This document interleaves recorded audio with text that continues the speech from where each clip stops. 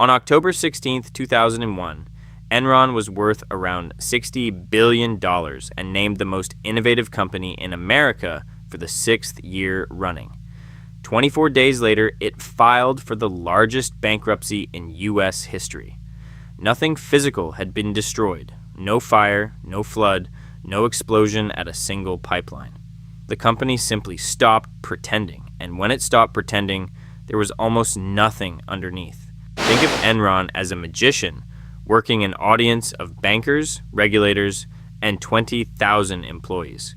The trick wasn't making money appear. It was making debt disappear, sliding billions off the table while everyone stared at the glittering revenue in his other hand. By the end of this video, you'll see exactly how the trick was done, why the smartest people in finance applauded it, and why the applause was the actual fraud.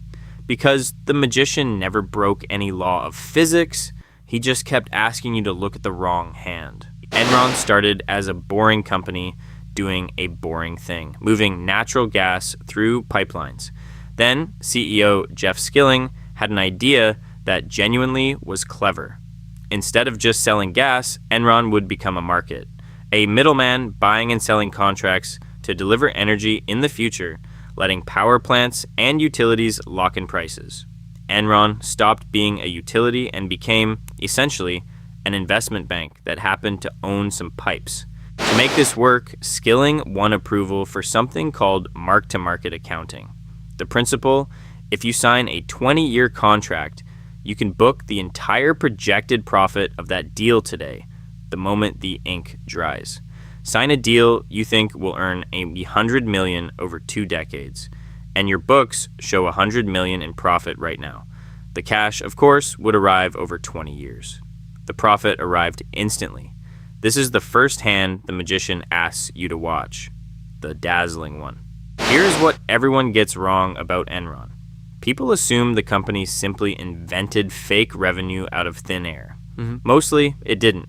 The deals were real. The problem was timing. Enron booked decades of hoped-for profit on day one, based on its own private estimates of what those contracts would eventually be worth. And who set those estimates? Enron did. This created a brutal treadmill. Once you've booked all of next decade's profit this year, next year you have to find an even bigger deal just to show growth. The market expected Enron to keep accelerating, so the company had to keep signing ever larger, ever riskier bets. Broadband, water utilities, even weather derivatives. Many of these lost money. But on the books, every new signature looked like another triumphant year. The magician now had a problem. The losses were real, and they were piling up offstage. Enter Andrew Fastow, the chief financial officer, and the second hand of the trick, the one you're not supposed to watch. Fastow's job was to make the mounting debt and losing investments disappear from Enron's balance sheet. His tool was the special purpose entity, a separate shell company, technically independent, that could absorb Enron's bad assets and debts so they never showed up on the parent's books. Fastow built hundreds of these entities with names like LJM, Chuco, and Raptor. Yes, the Star Wars naming was real, which tells you something about the seriousness of the oversight. Enron would dump a failing investment into one of these partnerships at full value, instantly converting a loss into a clean sale. The debt went into the shell. The cash and tidy profit came back to Enron. On paper, the company looked healthier with every offloaded disaster, but there was a catch hiding inside the trick, and we'll come back to it in the chapter on the death spiral. The shell companies needed real assets to support the debt they were taking on.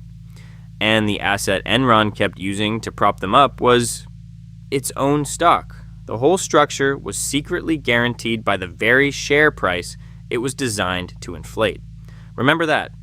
It's the loaded gun on the mantelpiece. Now, the contrarian heart of this story.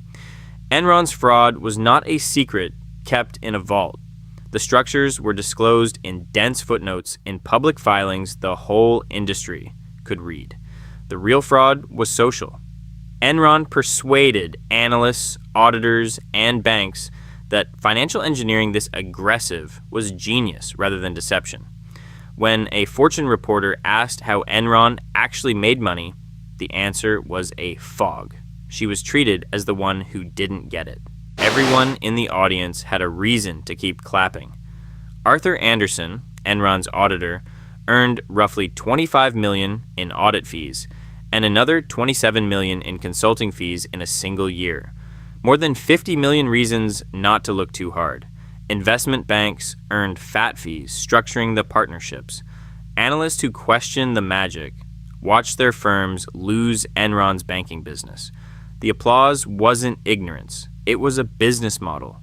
Enron's stock soared past $90 a share. Skilling went on television exuding contempt for anyone too slow to understand the new economy.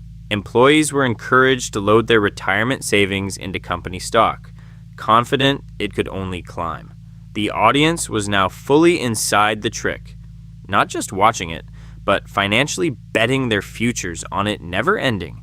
That is the moment a magic show becomes dangerous. The unraveling began with a question, not a scandal. In August 2001, Skilling abruptly resigned after just 6 months as CEO, citing personal reasons, the kind of exit that makes professional skeptics sit up.